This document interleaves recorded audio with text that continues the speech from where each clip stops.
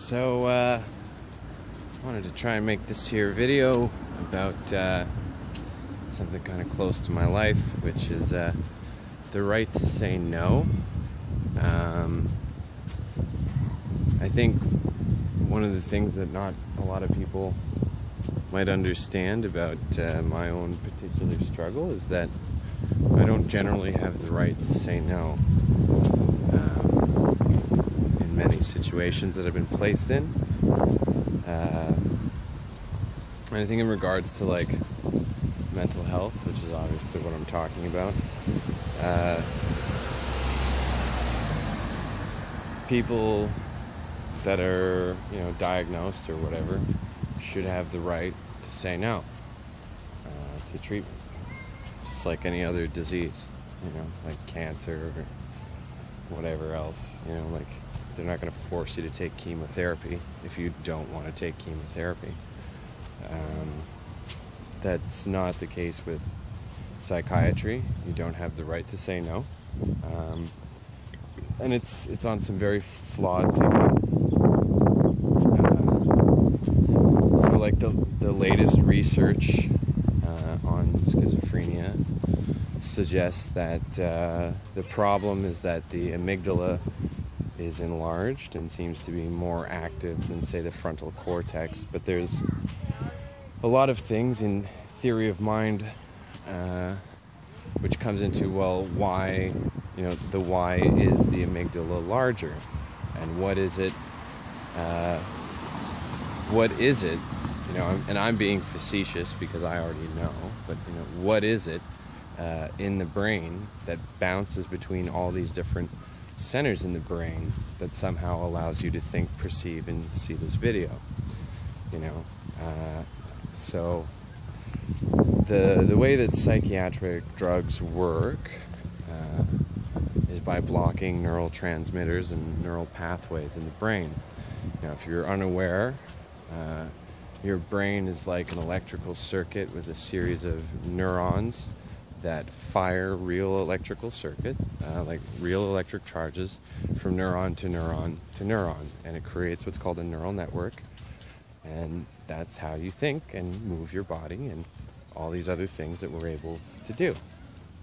Now, the back of your brain is referred to as the hippocampus, and it does apparently processes about 4 billion bits of information per second. And the frontal cortex is maybe aware of 100,000 of those pieces of information. So when someone has psychiatric drugs forced into their body, their mind is inhibited from traveling the way that it normally would in the brain.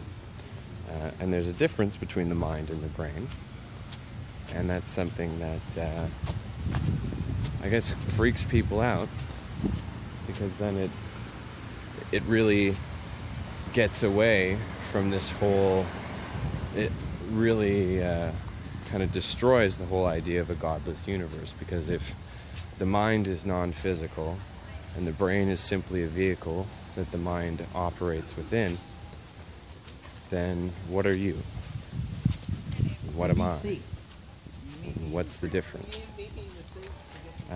And so,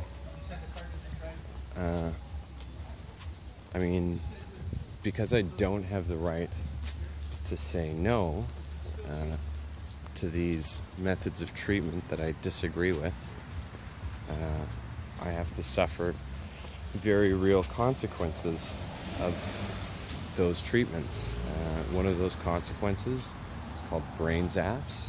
And what brain zaps are is when the drug starts to eventually get worked out of the system and leave the body. There's residue left on some of the neurons where they normally weren't, and it creates a problem.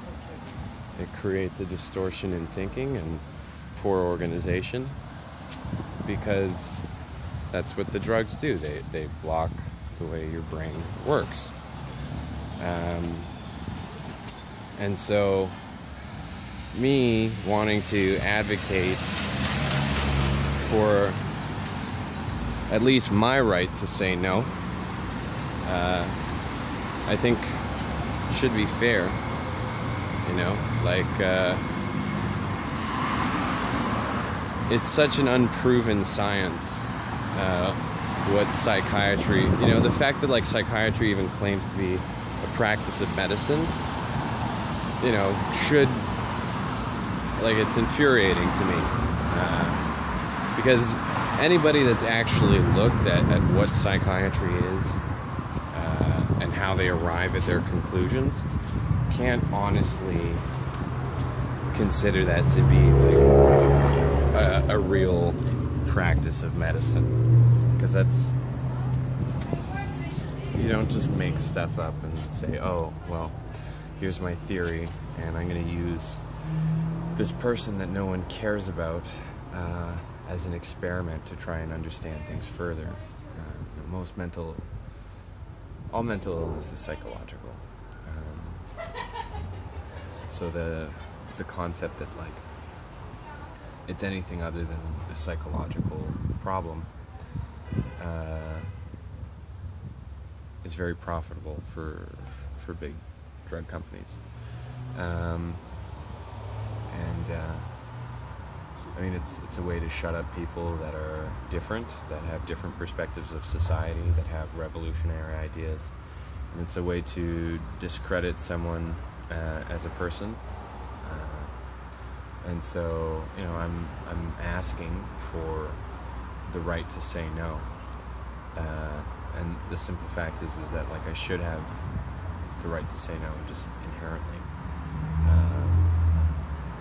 And, you know, I get scared that I'll get put back in and be subjected to another round of these treatments. And then, you know, when I get put through something like that, it's, you know, it's a couple months before everything works its way out of my system.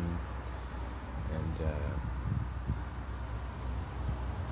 I just I get really agitated that no one seems to care enough to actually think, and that's kind of when I realized that that's why I was diagnosed crazy, because everyone else is.